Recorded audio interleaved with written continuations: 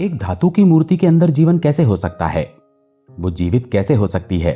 वो कैसे मुस्कुरा सकती है? कैसे दूध पी सकती है? कैसे भोग लगा सकती है? दोस्तों, अगर इस तरह के प्रश्न आपके भी मन में आते हैं तो ये प्रसंग बड़े ध्यान से सुनिएगा। बहुत ही अद्भुत प्रसंग है ये। इसको सुनने के बाद आपको आपके बहुत से प्रश्नों के उत्तर मिल जाएंगे और ठाकुर जी के प्रति आपका विश्वास बढ़ जाएगा। ये कहानी है दिल्ली शहर में रहने वाली एक महिला की, जिसका नाम सुनीता था। सुनीता के पति का देहांत हो चुका था। उसके 2 बच्चे थे। वो अक्सर वृंदावन जाती रहती थी।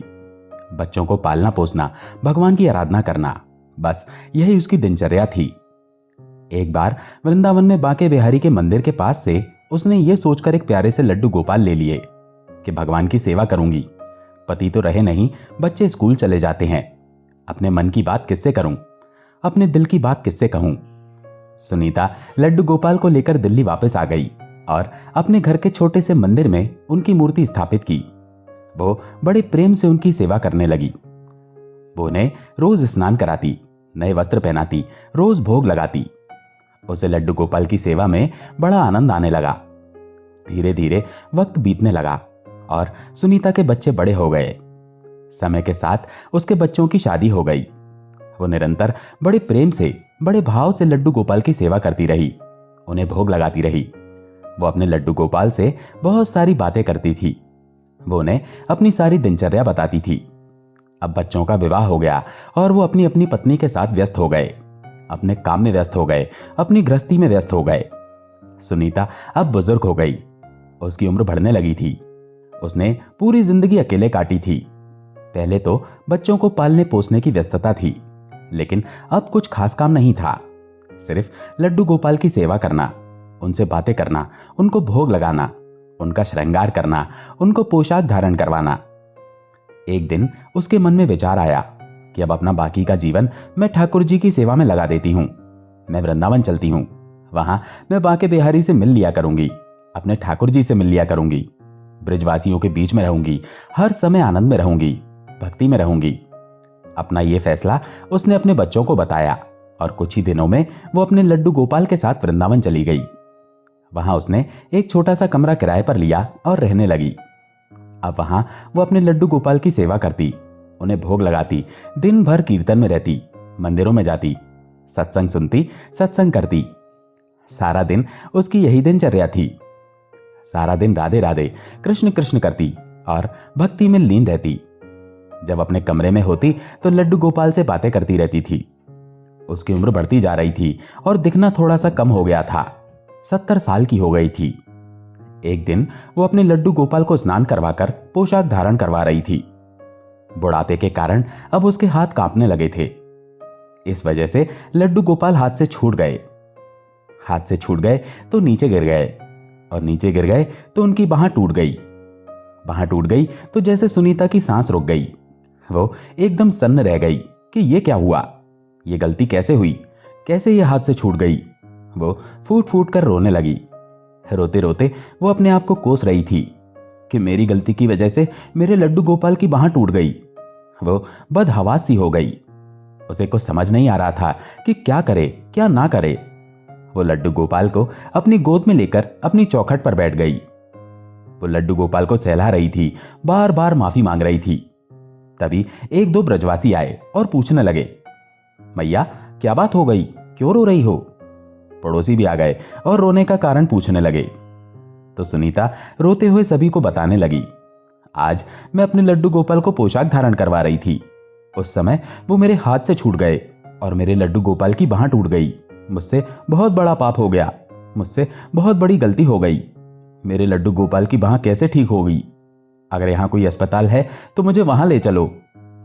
तो ब्रजवासियों ने समझाया, मैया कोई बात नहीं, तुम्हारे लड्डू गोपाल भी तो नटखट हैं, लीलाएं करते रहते हैं। उछल कूद मचा रहे थे, नीचे गिर गए तो हाथ टूट गया। कोई बात नहीं, इसमें इतनी चिंता की बात नहीं है। घबराओ मत, रो मत, परेशान मत हो।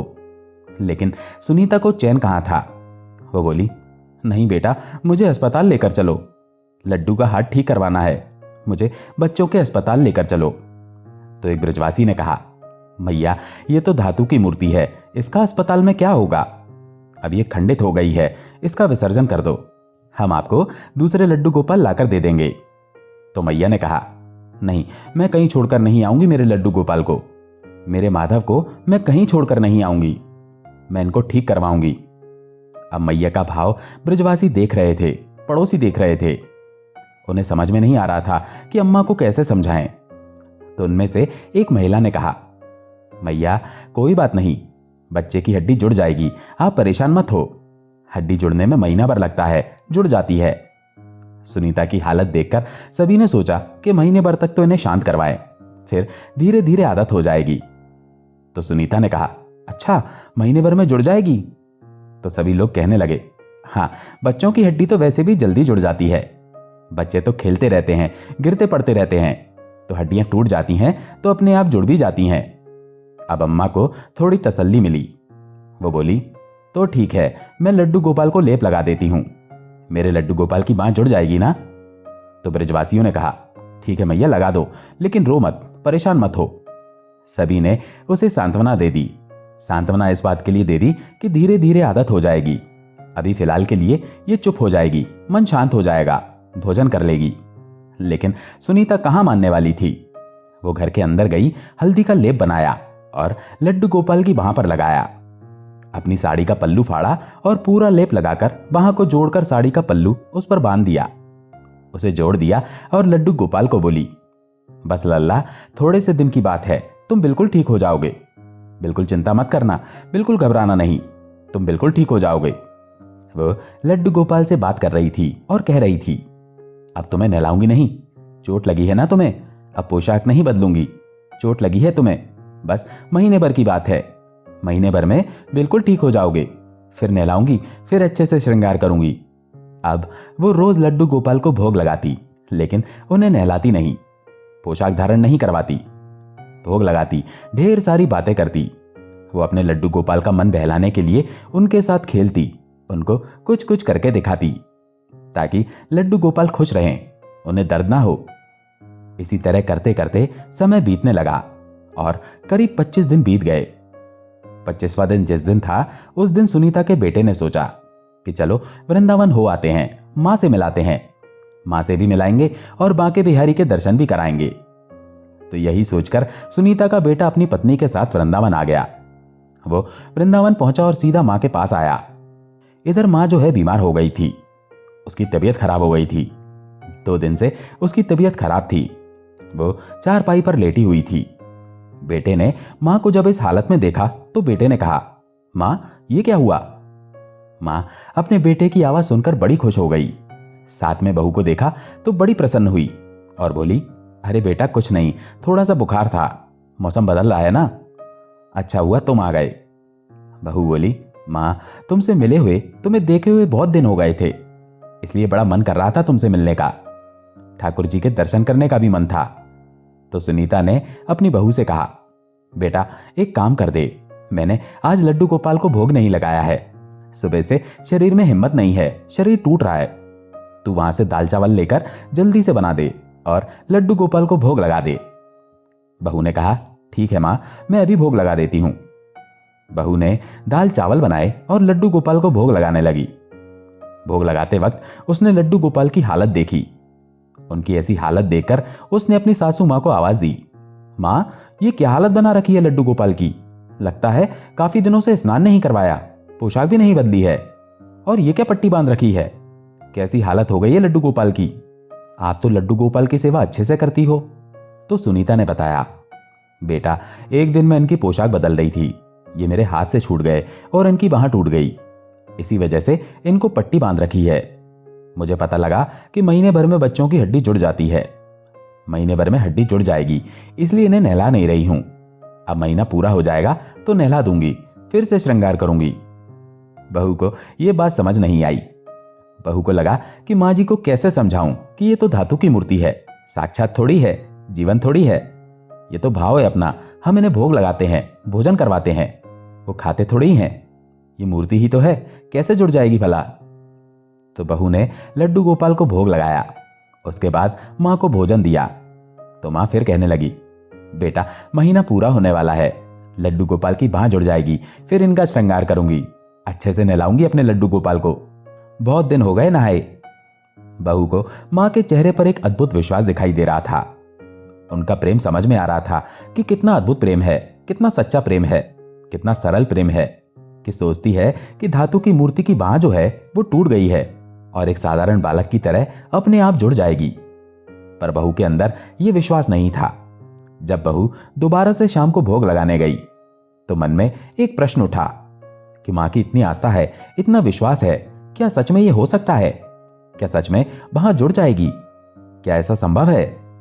तो बहू ने मां को आवाज दी, मां, लड्डू गोपाल की बांह टूटे हुए और ये पट्टी किए हुए कितने दिन हो गए? तो मां ने आवाज देकर बताया, बेटा आज 25 दिन हो गए हैं। तो बहू को लगा कि 25 दिन हो गए हैं, यदि जुड़नी होगी तो कुछ तो जुड़ गई होगी, और नहीं जुड़ी होगी तो ऐसे ही पट्टी बांध दूंगी। एक बार पट्टी खोलकर देखती हूं। और यह सोचकर बहू ने धीरे से लड्डू गोपाल की पट्टी खोलनी शुरू की। और जैसे ही पट्टी पूरी खुली तो वो देखती है कि बांह तो जुड़ी हुई है। ये बाजू तो दूसरी बाजू की तरह बिल्कुल ठीक ठाक है, इसमें तो कोई समस्या नहीं है, कोई दिक्कत नहीं है, कहीं भी टूटी हुई नहीं है। तो उसने लड्डू गोपाल को उठाया और अपनी सासू मां के पास ले गई और जाकर कहा, मां ये देखो, लड्डू गोपाल की बांह तो बिल्कुल ठीक है। आप कह रही थी कि टूटी हुई है, कहां टूटी हुई है? नहीं टूटी हुई है मां। और बुजुर्ग सुनीता ने जब लड्डू गोपाल को देखा तो आंखों से अश्रु बह रहे थे। उसने लड्डू गोपाल को अपने गले से लगा लिया और जोर जोर से रोने लगी और बोली, देखो मैं ना कहती थी महीने भर में बिल्कुल ठीक हो जाएगा। 25 ही दिन हुए और बिल्कुल ठीक हो गया मेरा लड्डू।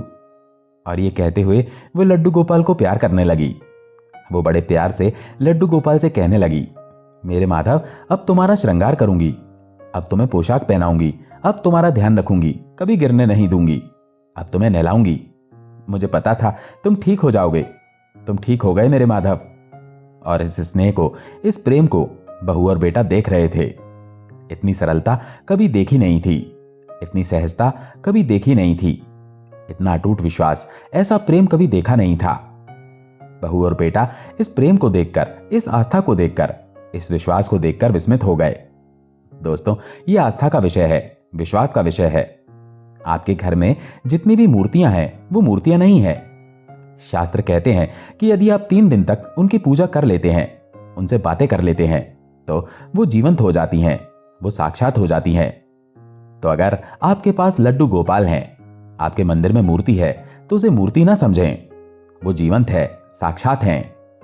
वो आपकी बातें सुनते हैं, आपके भाव सुनते हैं, आपके भाव समझते हैं, आपके विश्वास से, आपकी आस्था से उनके प्राण जागृत होते हैं। ये प्राण प्रतिष्ठा होती है। ईश्वर आपके इर्द गिर्द हमेशा होते हैं, हर पल होते हैं। ईश्वर कण कण में विद्यमान है, वो अनंत ब्रह्मांड के रचयिता हैं। ठाकुर जी हर कण में विद्यमान है, जहां आप देखना चाहेंगे वहां आपको दिखाई देंगे। भक्त प्रहलाद ने भी अपने पिता को कहा था, जब पिता हिरण्यकश्यप ने पूछा था, क्या स्तंभ में भी विष्णु है? तो भक्त प्रहलाद ने कहा था कि हां, वो कण कण में विद्यमान है, स्तंभ में भी हैं। और उस स्तंभ पर हिरण्यकश्यप ने वार किया था, तो उसी स्तंभ से नरसिंह अवतार में भगवान प्रकट हुए और हिरण्यकश्यप का वध किया था। इसी बात से सत्यापित होता है कि कण कण में भगवान है, कण कण में ईश्वर विद्यमान है। बस आपका विश्वास दृढ़ होना चाहिए, आपके अंदर सरलता होनी चाहिए, सहजता होनी चाहिए। फिर देखिए, आप अपने घर के मंदिर में बैठकर भी जो बातें ईश्वर से करेंगे, ईश्वर वो बातें सुनेंगे और आपकी सारी इच्छाएं पूरी होंगी। आपका जीवन सरल होगा, सहज होगा, जीवन में आनंद होगा। लेकिन इसके लिए विश्वास की आवश्यकता है, इसीलिए अपने विश्वास को मजबूत रखिए। दोस्तों, आशा है ये कहानी आपको पसंद आई होगी। अगर पसंद आई हो तो वीडियो को लाइक करके कमेंट में हरे कृष्णा जरूर लिखें। चैनल पर अगर पहली बार आए हैं तो चैनल को सब्सक्राइब जरूर करें। हरे कृष्णा।